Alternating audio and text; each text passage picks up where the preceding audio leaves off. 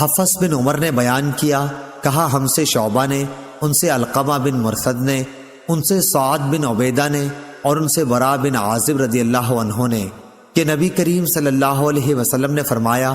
کہ مومن جب اپنی قبر میں بٹھایا جاتا ہے تو اس کے پاس فرشتے آتے ہیں، وہ شہادت دیتا ہے کہ اللہ کے سوا کوئی معبود نہیں اور محمد صلی اللہ علیہ وسلم اللہ کے رسول ہیں۔ تو یہ اللہ کے اس فرمان کی تعبیر ہے جو سورہ ابراہیم میں ہے کہ اللہ ایمان والوں کو دنیا کی زندگی اور آخرت میں ٹھیک بات یعنی توحید پر مضبوط رکھتا ہے۔ صحیح بخاری حدیث نمبر 1369۔ علی بن عبداللہ مدینی نے بیان کیا، کہا کہ ہم سے یعقوب بن ابراہیم نے، ان سے ان کے والد نے، ان سے صالح نے، ان سے نافع نے